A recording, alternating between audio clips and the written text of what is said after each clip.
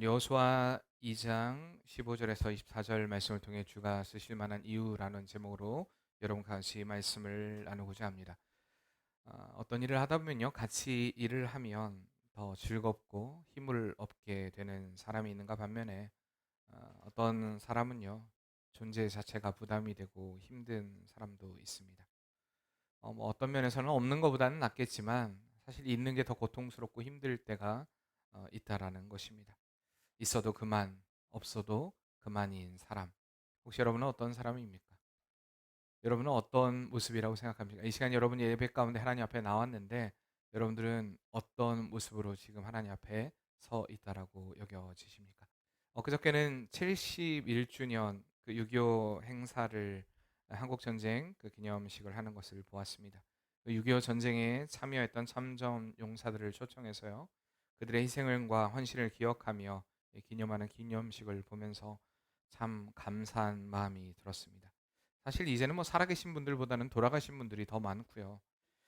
어떤 이들 가운데서는 이름도 없이 또 흔적도 없이 그 시체조차도 발견하지 못한 분들도 있습니다. 저희 교회도 몇 년 전부터 사실 6.25 그 참전 용사들을 모시고 같이 식사도 하고 원래 1층에서 그런 행사도 좀 하려고 준비하고 있었는데 그러고 있다가 코로나가 터지고 뭐 그러면서 뭐 그런 일들을 계속 못하게 됐는데 그때 제가 잠깐 조사를 해보니까 이 복명동 안에도 6.25 어쨌든 참전 용사라고 기록된 사람이 엄청 많더라고요. 정말 너무 많았어요. 저 몇 명인지 지금 기억이 안 나는데 너무 많았습니다. 많았는데 나이대가 이상해요. 6.25 지금 기념이 71주년인데 뭐 69세. 그럼 어떻게 전쟁을 했지? 이게 생각이 들 정도로 뭐 하여튼 뭐 이제 그때 당시 3살이었던 분들, 2살이었던 분들, 2살이 어떻게 총 들고 싸웠을까? 이제 근데 그거에 대한 정확한 어떤 데이터는 사실 가지고 있지는 않더라고요. 어쨌든 뭐 실질적으로 전쟁에 참여하고 또한 그렇게 힘썼던 분들, 또한 그들 가운데서는요 거의 대부분들이 목숨을 지금 뭐 이 세상에 계시지 않는 분들이 더 많죠. 만약 그들이 자신을 그 어떤 자신의 목숨 지키고자 하는 생각만 가지고 전쟁에 임했다면 우리는 이렇게 자유로운 대한민국에 살 수는 없었을 것입니다. 나라를 사랑하고요. 지키려 했던 그들의 그 숭고한 정신으로 인하여서 우리는 이렇게 자유로운 한국 땅에 살고 있는 것입니다. 만약 이런 전쟁 가운데 여러분 한번 생각해 보세요. 이런 전쟁이 한참 발발하고 있는 가운데도 있으나 마나한 사람이 존재한다면 차라리 없는 게 낫겠다라는 사람이 존재한다면 어떨까요? 실제로 이런 사건이 일어난 적이 있었습니다. 1996년 9월 18일 혹시 여러분 기억하십니까? 1996년에 무슨 일이 일어났는지 그때 강릉에 무장 공비가 침투한 사건이 일어났었습니다. 그때 정찰조를 북한에서 파견해 가지고요. 이렇게 우리나라 그 강릉 지역 동해안 일대를 정찰을 하고 뭐 김영삼 대통령 전 대통령을 암살하자라는 그러한 어떤 계획을 가지고 이 공비들이 침투한 사건이 있었습니다. 그리고 이제 그들이 돌아가려고 잠수함을 타고 26명이 돌아가려고 하는 그 와중에 꽁치 배에 이 그물에 그 잠수함이 걸려서 자초됨으로 인해서 다시 그 26명이 다 나와서 우리나라를 활보하고 돌아다녔죠. 그때 난리가 났었습니다. 여러분들은 기억이 안 나실지 모르겠지만 저는 굉장히 가까운 곳에 있었기 때문에 이 기억이 아주 생생합니다. 그 강릉 지역의 무장공비 침투 사건, 이 침투한 이 정찰조를 이 잡는 일들에 있어서 이때 군인과 우리나라 병력들이 이제 침투해가지고 그 사람들을 잡아들이기 위해서 작전을 벌리는데 며칠 동안 그들이 활보하고 다녔냐면요, 49일이었습니다. 그 26명의 공비를요, 49일 동안 잡으러 다닌 것입니다.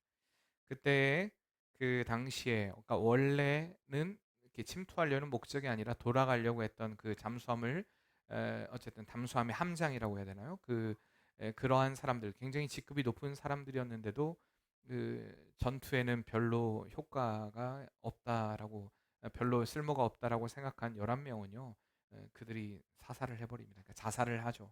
스스로가 죽어요. 그리고 11명이 죽고요. 나머지 15명이 돌아다니는데 결국에는 우리나라와 어쨌든 계속 충격 가운데 13명이 사망하게 됐고요. 한 명은 생포하게 되었습니다. 그리고 한 명은 실종입니다. 혹시 우리 주변에 있을지도 모르겠죠. 근데 아마 죽은 것으로 어쨌든 추정을 하고 있습니다. 그때 무장공비를 잡기 위해 우리나라의 군 병력만 4만 3천 명이 투입이 되었습니다.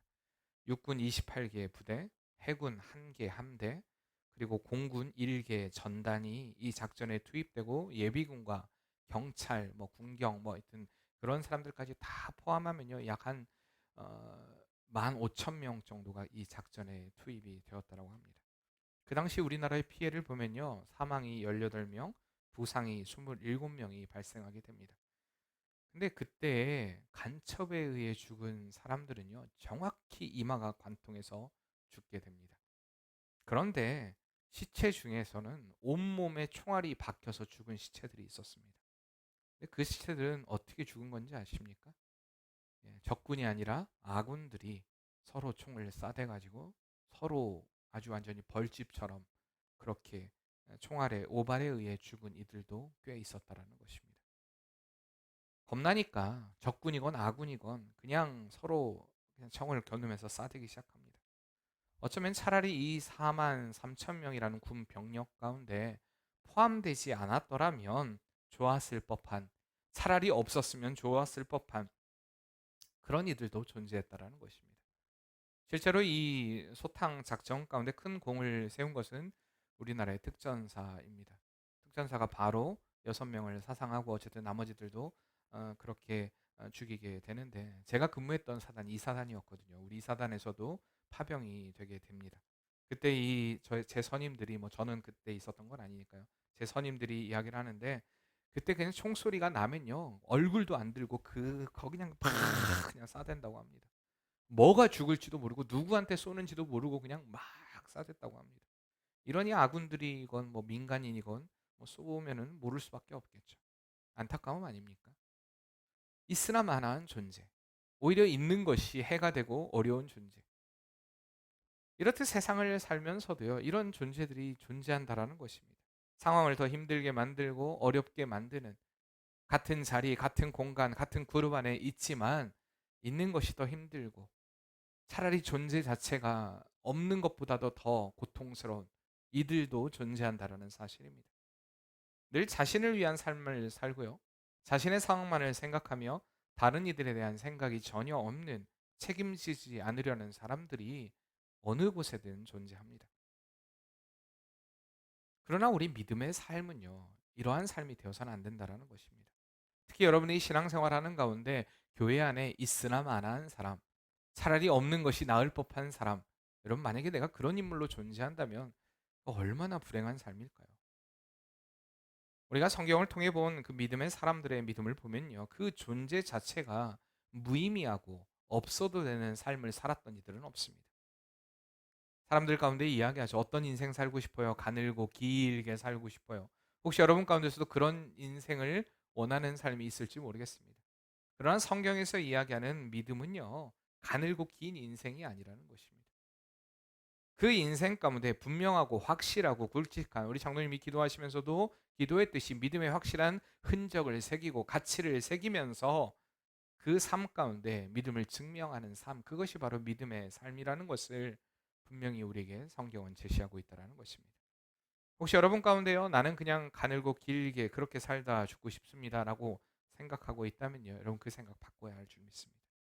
하나님의 영광을 위해 하나님이 인도하시는 일생은요, 그저 아무런 굴곡 없이 아무런 어려움 없이 평탄하기만 하면 복된 삶이다. 성경은 그렇게 이야기하지 않습니다.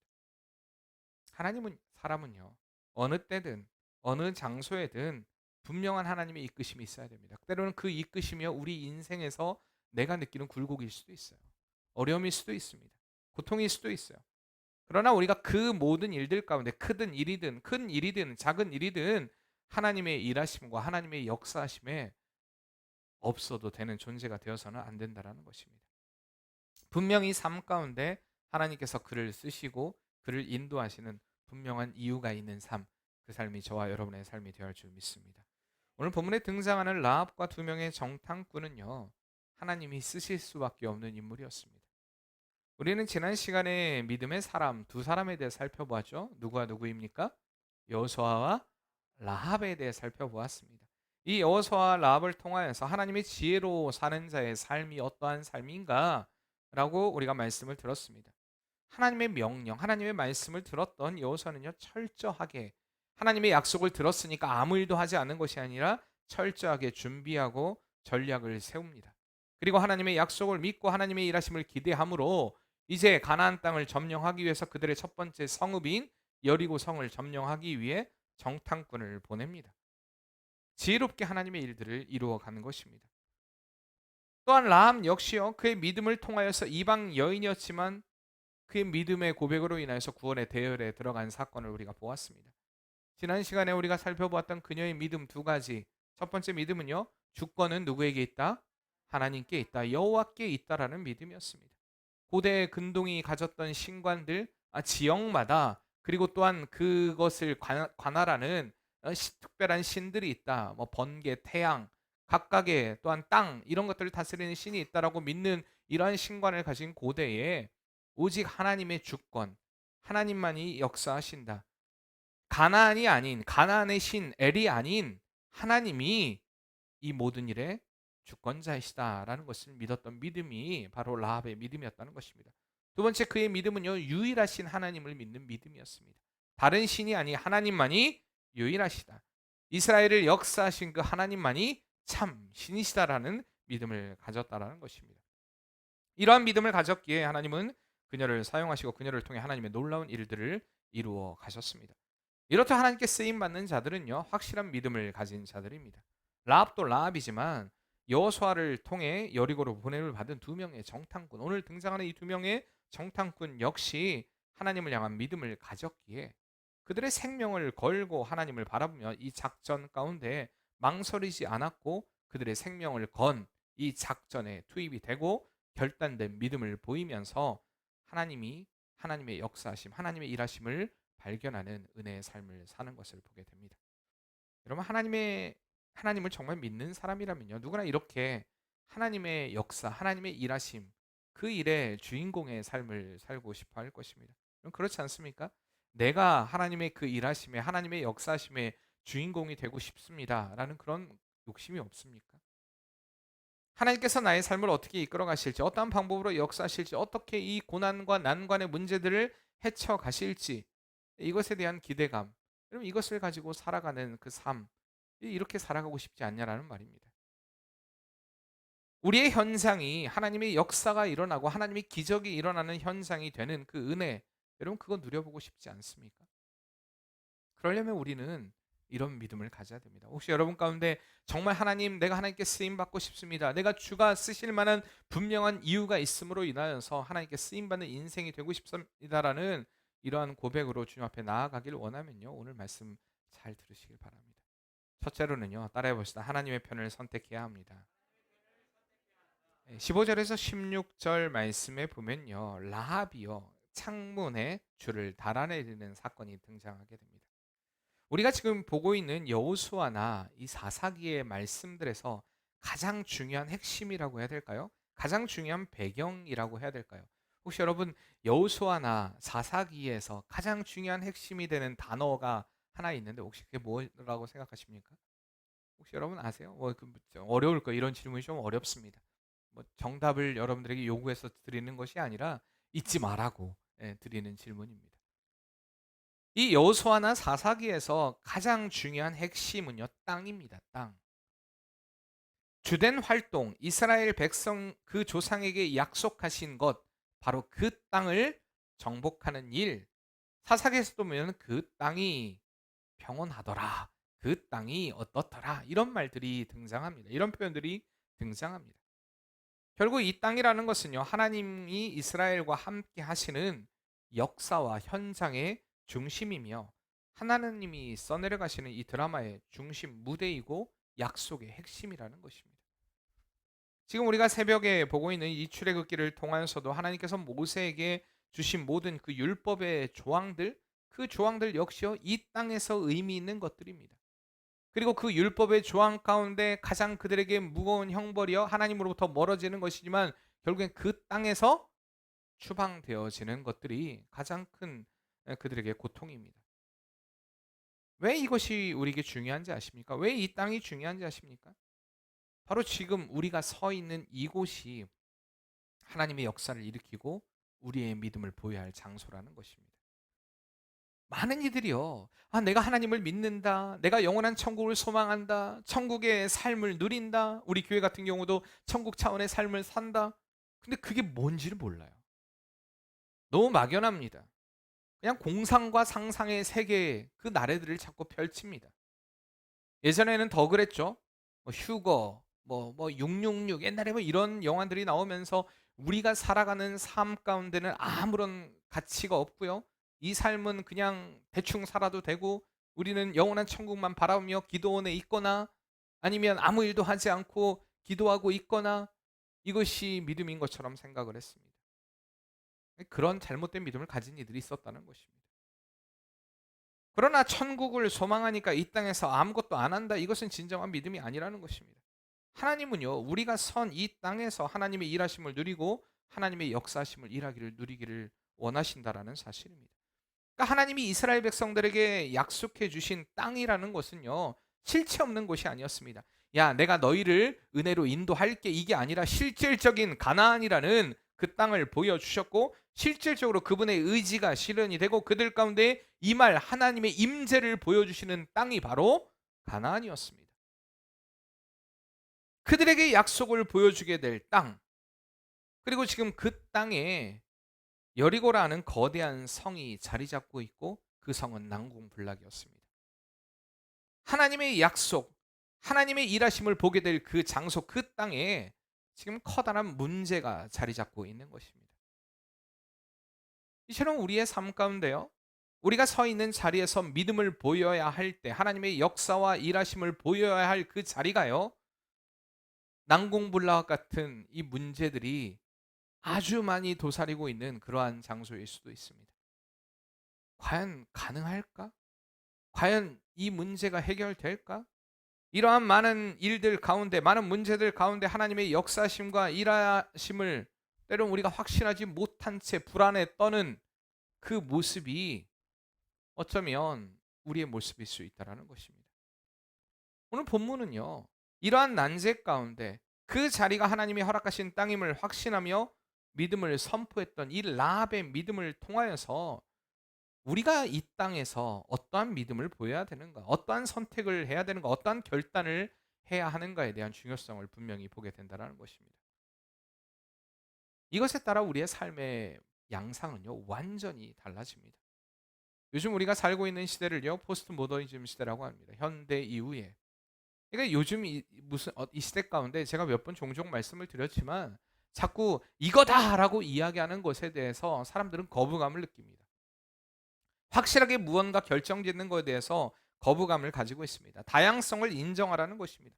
다양함을 인정하라는 것입니다. 좀 그들의 다양함에 대해서 그냥 좀 봐주라는 것입니다. 그러나 우리 성도들은요, 언제나 이 다양한 세대 가운데 다양한 많은 선택들을 할 수 있는 이런 상황 가운데 우리 선택의 기준은 하나님의 말씀이 되어야 되고요, 우리는 하나님의 편을 선택해야 될 줄 믿습니다. 이게 바로 믿음이라는 것입니다. 하나님이 말씀하시고 하나님이 이루어 가실 일에 대해서 우리가 주저없이 말해야 되고요, 결단해야 되고요, 실제로 우리가 믿음으로 그 행동들을 보여야 되는 삶이 되어야 하는 것입니다. 그러려면요, 우리가 선 땅에서 하나님의 일하심을 선포해야 됩니다. 하나님을 믿는 믿음이라는 것은 내 속에서 이루어지는 것이 아닙니다. 내 관념 속에서 이루어지는 것이 아닙니다. 내가 믿는다, 이것을 느낀다고 해서 믿음이라고 말할 수가 없습니다. 라합이요, 나는 믿어, 내가 하나님을 믿긴 믿는데 라고 그가 어떠한 액션도 취하지 않고 이 정탐꾼을 숨겨두지 않고 자꾸 여기서 사람들은 초점을요 흐리게 만듭니다. 라합이 거짓말을 했다, 이것에만 초점을 맞춥니다. 그래서 우리도 거짓말을 해야 된다, 자꾸 이런 쪽으로 우리의 방향들을 이상한 방향으로 이끌어갑니다. 제가 늘 말씀드리지만 성경은 절대 거짓말을 허용하지 않습니다. 그러나 이건 거짓보다 더 중요한 무엇이 있습니까? 생명이라는 게 있습니다. 그렇기 때문에 허용된 것이고요, 하나님의 뜻이 있었기 때문에, 하나님의 뜻이 있다고 해서 내가 거짓말이 된다가 아니라 이건 생명에 관련된 문제예요. 성경에 보면요, 모든 그런 상황들이 다윗이 미친 척을 했던 것도요 다 생명과 관계된 일이었습니다. 그렇지 않은 일에 대해서 우리가 쉽게 거짓말을 된다라는 거, 이거 결론을 맺는 이 말씀으로 이 라합을 인용해서는 안 된다라는 것입니다. 그리고 여기서 중요한 건 그게 아니에요. 그는 하나님을 믿었기 때문에 하나님을 믿는 믿음의 행동을 보인 것입니다. 만약에 그가 생각 가운데 나는 그냥 하나님을 믿어, 내가 하나님에 대해서 알고는 있어, 그 마음으로만 가지고 있었다면, 생각으로만 그 마음 안에 가지고 있었다면 여러분 정탐꾼의 생명은 보존되지 못했을 것이고요. 람 역시도 구원받지 못했을 것입니다. 그러나 생각이 아니라 그는 실질적으로 그가 믿음으로 행동했습니다. 라합과 같은, 또한 정탐꾼과 같은 이 위기를 만날 때에 이 생각, 관념으로 내가 믿는다라고 생각하는 사람들은요, 그 밑바닥이 금방 드러납니다. 가짜라는 게 금방 드러납니다. 어려움의 위기가 닥쳐보면요, 금방 알게 됩니다. 이런 코로나 같은 위기가 닥쳐보면요, 이 사람이 진짜 믿음이 있는가 없는가 진짜 알게 됩니다. 정말 알게 돼요. 우리 교회도 마찬가지예요. 별로 예배에 대해서 이야기하지 않고 강조하지 않으면요, 예전에는 열심히 했습니다. 새벽에도 열심히 나오고요, 수요일도 금요일도 열심히 나오고요. 근데 요즘 되게 핑계가 많아요. 충분히 핑계할 수 있는 요소들이 우리에게 너무나 많습니다. 계속 핑계대요. 근데요, 저는 그게 뭐 어느 예배에 나왔다 안 나왔다 중요한 부분이죠. 근데 그보다 중요한 건요, 진짜 내가 하나님을 향해 어떤 마음을 가지고 있는가, 어떤 믿음을 가지고 있는가, 그걸 먼저 봐야 한다는 것입니다.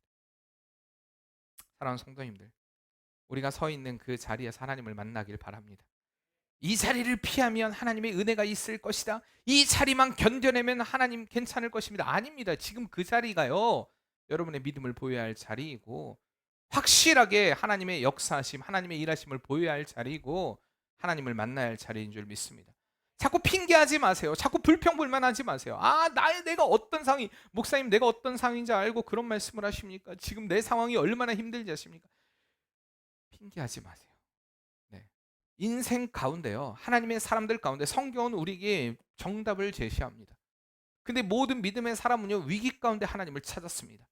가장 대표적인 인물이요, 다윗이요. 그가 위기 가운데 생명을 늘 뺏어라 가려고 하는 이 사울의 그 추격 가운데서 그는 한 번도 믿음을 포기하지 않았어요. 하나님을 향한 신앙을 포기하지 않았다는 것입니다.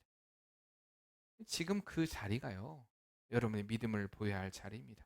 그 자리가 하나님을 만나야 할 자리라는 것입니다. 여호수아가요, 하나님으로 받은 명령이 뭐냐? 하나님을 떠난, 하나님을 떠난 이 죄악으로 가득한 가나안 땅을 거룩한 땅으로 만들라는 사명이 여호수아가 받은 사명이었습니다. 피하라 말씀하지 않으셨습니다. 만들라, 정복하라. 이게 바로 하나님이 우리에게 주신 명령입니다. 네가 그 자리를 피해라, 떠나라. 너가 할 수 없으니까 야 까마귀 노는 곳에 백로야 가지 마라가 아닙니다. 믿음은요, 소금이고 빛입니다. 어둠 가운데 들어가야 하고요, 그래서 그곳에서 빛을 비춰야 하고요, 썩어져 가는 곳에 소금의 역할을 감당하는 것이 믿음이라는 것입니다. 분명히 우리는요, 믿음으로 우리가 선 땅을 정복해야 할 줄 믿습니다. 세상의 세력이 강력해서 그저 버티는 것으로만 힘겹고 버겁다고 느끼는 것, 이것이 믿음이 아니라 내가 때로는요, 하나님 나는 이것을 버틸 만한 믿음이 없습니다라고 고백해야 됩니다. 정직하게 이야기해야 돼요. 근데 이런 사람들 보면요, 자꾸 핑계하는 사람들 보면 자신의 믿음 없음에 대해서 고백하지 않아요. 정직하게 이야기하지 않습니다. 여러분 포장하지 마시고요, 위장하지 마시고 하나님께 다 내어 맡기시길 바랍니다. 그리고 하나님께서 허락하신 그 자리에서 언제나 하나님의 편을 선택하는 복된 믿음의 삶이 되시길 바랍니다. 두 번째로는요, 주가 쓰시는 사람은요, 어떨 때 우리가 주님께서 우리의 삶을 쓰시느냐, 따라해 봅시다. 하나님께 열어두어야 한다. 오늘 17절에서 21절 말씀에 보면요, 이스라엘의 정탐꾼들은 라합에게 맹세한 내용들을 차질 없이 이행하리라고 한 번 더 다짐하며 이야기합니다. 그 약속이 무엇입니까? 라합에게 했던 약속이 무엇이었죠? 여리고성을 공격할 때에 라합과 그의 가족은 살려주겠다라는, 안전하게 되겠다라는 그런 약속이었습니다. 그 양표의 약속의 증표로 정탐꾼들이 제시하는 두 가지가 무엇입니까? 하나는 창문으로 줄을 내려라. 붉은 줄을 내려라. 또 하나는 온 가족이 집안에 머물러 있어야 한다라는 약속이었습니다. 또한 한 가지가 더 있습니다. 말씀해 보니까요. 뭐가 있죠? 20절 말씀에 누설하지 말라는 명령이었습니다. 누설하지 말아야 합니다. 그리고 이 라합은요, 정탐꾼의 당부대로 모든 일을 행합니다. 그러므로 우리가 이제 나중에 보게 될 6장 23절 말씀에 보면 여리고가 무너질 때에 그와 그의 가족이 구원을 받게 됩니다. 이렇듯 하나님은요, 우리는 언제나 하나님의 일을 할 때 내 생각을 개입하지 않는 순종이 있어야 한다는 것입니다. 언뜻 이 구절을 보면요, 이 약속이 그저 정탐꾼과 라합의 약속인 것처럼 보입니다. 여러분 그렇죠? 정탐꾼과 라합이 이런 약속을 했구나. 그런데 이 약속은요, 이미 하나님이 들으셨고 하나님이 제가 하신 약속이었다는 것입니다. 12절에서 13절에 보면 그러므로 이제 청하노니 내가 너희를 선대하였은즉 너희도 내 아버지의 집을 선대하도록 여호와로 내게 맹세하고 내게 증표를 내라. 그리고 나의 부모와 나의 남녀 형제와 그들에게 속한 모든 사람을 살려주어 우리 목숨을 죽음에서 건져내라. 여기 보면요, 여호와로 내게 맹세하고 내게 증표를 내라라고 이야기합니다. 이미 그 맹세, 그 약속은요, 여호와의 이름으로 한 약속이었기 때문에 이 약속이 라합의 가족의 구원에 대한 어떤 개인적인 차원이나 윤리적인 차원이 아니라 신앙에 근거한 약속이었다라는 것입니다. 지난 시간에도 말씀드렸듯이요, 여호수아의 전반부에 이 정탐꾼의 사건이 기록되어 있는데 여기서 보면요, 어떻게 보면 야, 정탐꾼의 내용을 조금 더 디테일하게 여리고 성이 어떻고 구조가 어떻고 이런 것들을 좀 이야기하는 게 맞지 않나? 어쩌면 이렇게 이야기할 수도 있어요. 그런데요, 여기서는 그런 객관적인 정탐의 내용보다도 이방 여인인 기생 라합과 맺은 언약, 이 언약은요, 신앙적인 차원에서의 맹세입니다.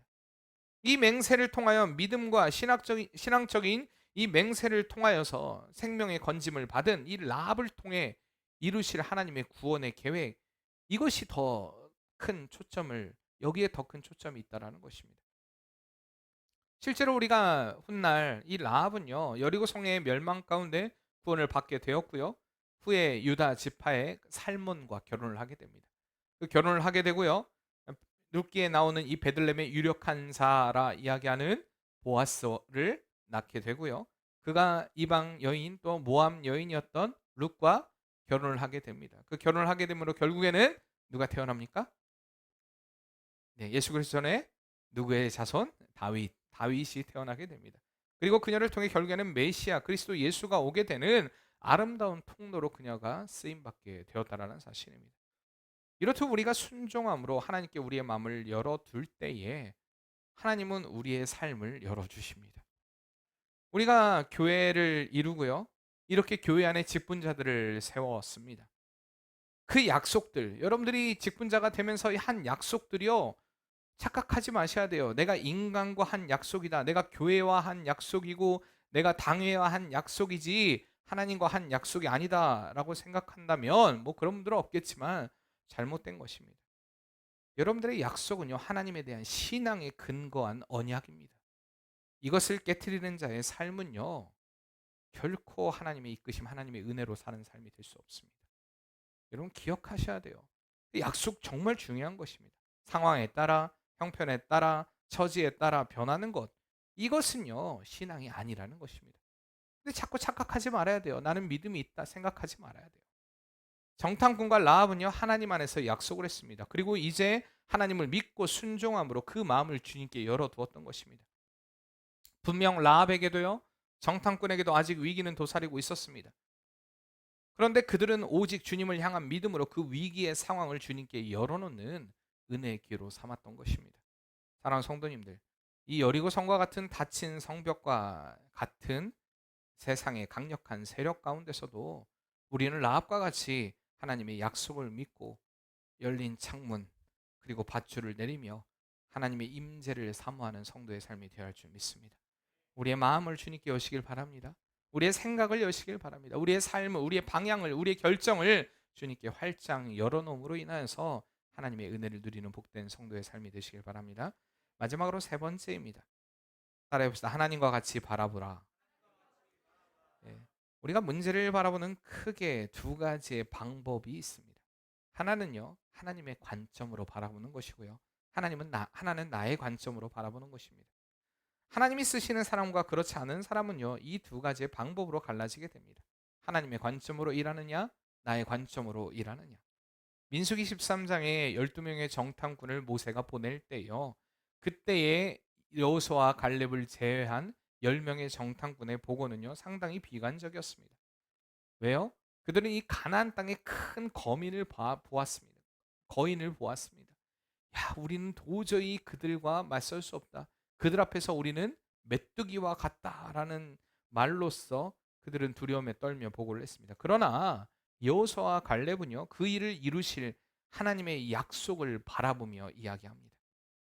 오늘 본문의 22절에서 24절에 두 명의 정탐꾼의 보고 역시도 하나님의 약속에 근거한 긍정적인 보고로 마무리하는 것을 보게 됩니다. 그들의 보고를 여러분 보면요, 그들이 그 상세하게 그 일에 대해서 여호수아에게 고합니다. 근데 우리가 그렇잖아요. 어떤 상황을 바라보더라도 어떻게 이야기하느냐에 따라서 그 상황들이 완전히 달라집니다.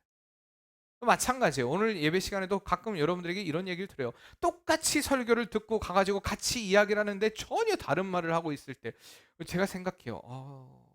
그래, 내가 엉망이구나. 굉장히 제가 좀 자괴감이 들 때가 있어요.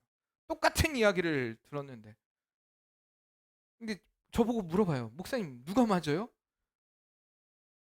제가 맞아야죠, 그냥. 제가 맞겠다고요. 어떻게 하겠어요? 누가 맞냐고 물어보는데 제가 뭐라고 대답하기가 참 어려워요. 여러분, 우리가 생각해 봐야 돼요. 같은 상황을 바라보는 이 두 명의 정탐꾼의 생각은요, 동일했어요. 왜 동일했냐? 바로 하나님의 약속에 근거했기 때문입니다.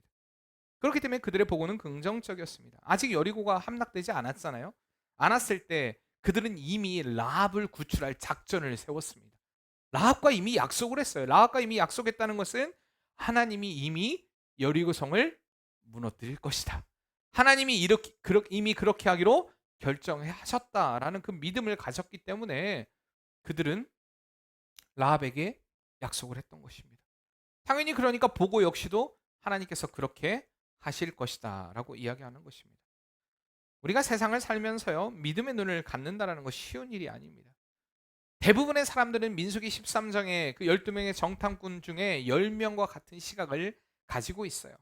세상에 위축되고요, 세상의 상황을 바라보고 그들 앞에 우리는 메뚜기와 같은 존재다, 비참함과 자괴감에 한 발자국도 나가지 못하는 상황이 대부분의 사람들의 상황이라는 것입니다. 거인 골리앗이 서 있을 때 이스라엘 백성들이, 이스라엘의 군대가 벌벌벌 두려움에 떨고 있었듯이 대부분의 사람들이 믿음으로 행하지 못하고 대부분의 사람들이 그 앞에 쓰러집니다. 안타까운 것은 교회에 다니고 있고 신앙생활을 한다는 성도들 가운데서도 2명보다는 10명이 많습니다. 안타까운 일이에요. 그러나 진정한 믿음은요, 그렇지 않습니다. 바로 만군의 여호와가 나의 하나님이시다, 나의 편이시다, 이 믿음으로 나아가는 것이 진정한 믿음인 줄 믿습니다. 우리 옆에 분들하고 한번 인사합시다. 하나님이 당신의 편입니다. 한 번 더 인사합시다. 이거면 충분합니다. 여러분, 그겁니다. 하나님이 내 편이면요, 그거면 충분합니다. 뭐 더 이유가 있겠습니까? 하나님은 하나님께 맡기고 의지하는 자를요, 외면치 않으신다라는 것입니다. 반드시 승리하게 하시고 반드시 이기게 하십니다. 우리가 하나님의 시각으로 바라보면요, 모든 상황은 충분한 상황이 됩니다. 충분히 견딜 수 있고요, 충분히 이길 수 있고, 충분히 감당할 수 있고, 충분히 승리할 수 있는 상황입니다. 다시 한번 인사합시다. 충분히 그러실 수 있습니다. 네. 어떠실 수요? 그러실 수가 어떠실 수입니까? 이길 수 있습니다. 승리할 수 있습니다. 사랑하는 성도님들, 어떤 순간에도 하나님의 편을 선택하는 은혜가 있길 바랍니다. 모든 것을 충분하게 감당하게 하실 그 주님을 바라보는 믿음의 시각을 갖길 바랍니다. 어느 순간에도 하나님의 인도하심을 믿고 순종하며 하나님께 마음을 열어두시길 바랍니다. 어느 것을 보든요, 내 시각과 내 관점이 아니라 하나님과 같은 마음의 눈으로 하나님의 뜻에 합당한 일들을 꿈꾸는 성도의 삶이 되시길 바랍니다. 이렇게 하나님은요, 하나님께 내어던진 자의 삶을 반드시 책임지십니다. 그 사람을 쓰는 이유가 있습니다. 교회 안에서도 마찬가지예요. 왜 이 사람을 하나님께서 이렇게 이끌어 가실까? 이유가 있다라는 것입니다. 가끔 그래요. 제가 어떤 분들을 바라보면서도 참 부족한 점이 많고 어떻게 보면 연약한 부분이 굉장히 많은데도 참 하나님의 일들을 잘 감당한다, 이런 목사님들도 있어요. 그런 분들을 보면요, 가만히 지켜보면 쓰시는 이유가 있어요. 여러분, 꼭 주님께 쓰임받는 삶 되길 바랍니다. 성도들의 삶이 하나님에 의해 쓰임받는 은혜의 삶, 그 기적의 삶이 됨으로 인하여서 늘 우리를 통하여 하나님의 일하심, 하나님의 나라가 확장되는, 우리에게 강력한 여리고 성과 같은 그 성들이, 난공불락들이 점령이 되는 그 은혜의 역사가 여러분의 삶의 현장에서, 여러분이 선 그 땅에서 이루어지는 은혜의 역사 되길 바랍니다. 우리 그 주님을 바라보며 이 시간에 찬양하겠습니다. 모든 상황 속에서 주를 찬양할지라.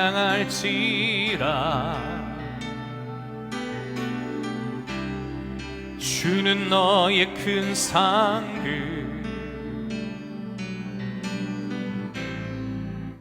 큰 도움이시라.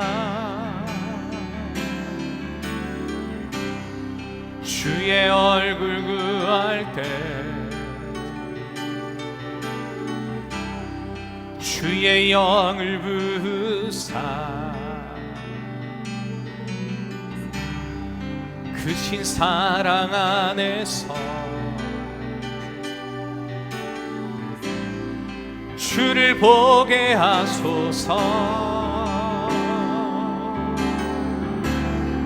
내 영혼이 주님께 결정되었습니다. 내 영혼이 확정되고 확정되어 싸우니 믿음에 눈 들어 주를 바라봅니다.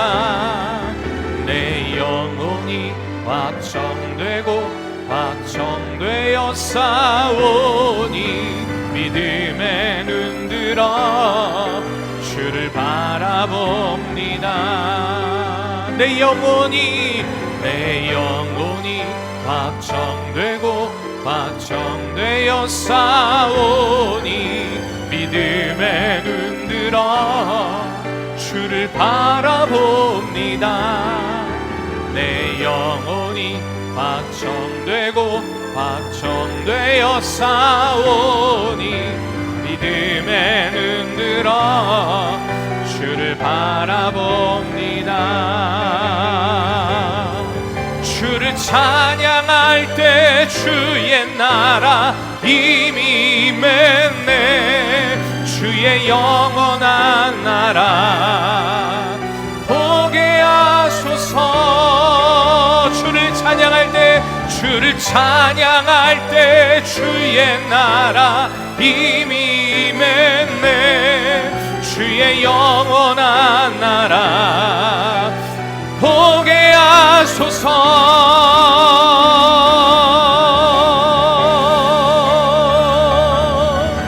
내 영혼이 확정되고 확정되어 싸우니 믿음에 눈 들어 주를 바라봅니다.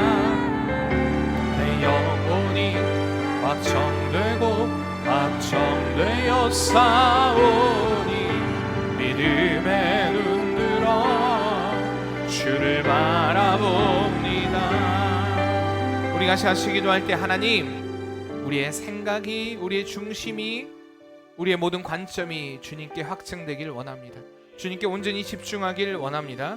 더 이상 흔들리지 않는 믿음을 가지고 주의 편을 선택하게 도와주시고 주님을 바라보게 도와주시고 아버지는 주님과 같이 같은 곳을 바라보는 은혜의 역사 있게 도와주시옵소서. 그러므로 우리의 삶이 주님께 쓰임받는 은혜의 삶 되게 도와주시옵소서. 우리 다같이 간절한 마음으로 기도하겠습니다. 사랑의 하나님, 우리의 마음이 오직 주님께로 결정되길 원합니다.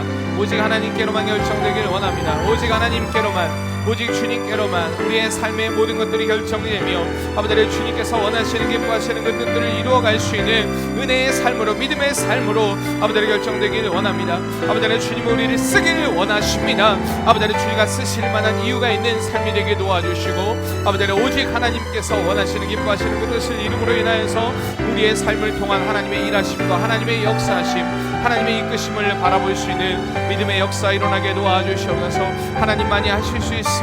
하나님만이 하십니다. 아버지 하나님 우리가 늘 그 믿음 안에서 우리의 삶의 길을 발견하게 도와주시고 우리의 믿음의 길을 발견하게 도와주시고 영광스러운 그 은혜의 보좌를 발견하게 도와주시고 하나님의 아버지 하나님 그 뜻을 발견하게 도와주시고 하나님의 역사심을 발견하게 도와주시며 오직 그리스도 예수의 그 은혜의 역사를 바라볼 수 있는 은혜의 삶이 되게 도와주시옵소서.